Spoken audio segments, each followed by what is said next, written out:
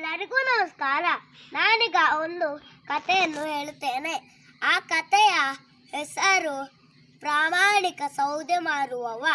ಒಂದಾನೊಂದು ಕಾಲದಲ್ಲಿ ಒಂದು ಊರಿನಲ್ಲಿ ಒಬ್ಬ ಸೌದೆ ಮಾರುವವ ವಾಸಿಸುತ್ತಿದ್ದನು.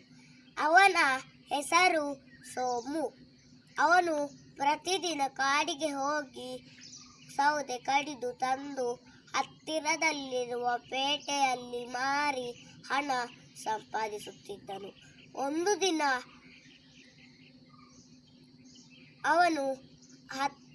ಅವನ ಹತ್ತಿರದಲ್ಲಿರುವ ಹೊಳೆಗೆ ಹೋಗಿ ಬದಿಯಲ್ಲಿರುವ ಮರವನ್ನು ಕಡಿಯುತ್ತಿದ್ದನು.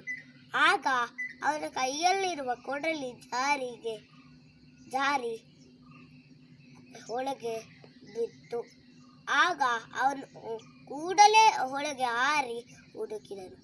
ಎಷ್ಟು ಹುಡುಕಿದರೂ ಸಿಗಲೇ ಇಲ್ಲ. ಅವನಿಗೆ ಅಳುವೇ ಬಂತು.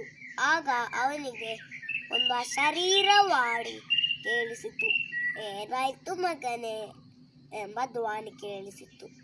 ಆಗ ಅವನೆದುರು ವನದೇವತೆ ಬಂದು ಯಾಕೆ ಅಳ್ತಿರುವೆ ಎಂದು ಕೇಳುತ್ತಾಳೆ. ಸೋಮು, ನನ್ನ ಕೊಡಲಿ ಒಳಗೆ ಬಿದ್ದು ಕಾಣೆಯಾಯಿತು ಎಂದು ಅಳತೊಡಗಿದನು.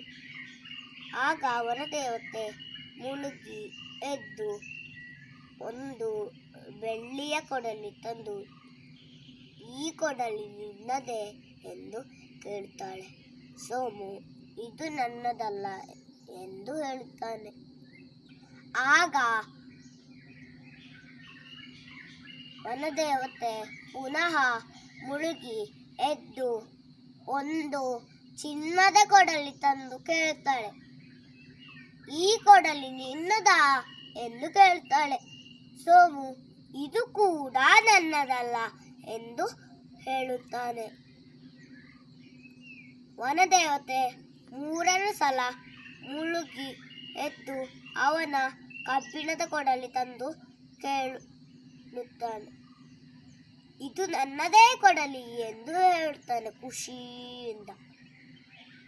ಅವನ ಪ್ರಾಮಾಣಿಕತೆಗೆ ಮೆಚ್ಚಿ ವನದೇವತೆ ಎಲ್ಲ 3 ಕೊಡಲಿಗಳನ್ನು ಅವನಿಗೆ ಉಡುಗೊರೆಯಾಗಿ ಕೊಡುತ್ತಾಳೆ.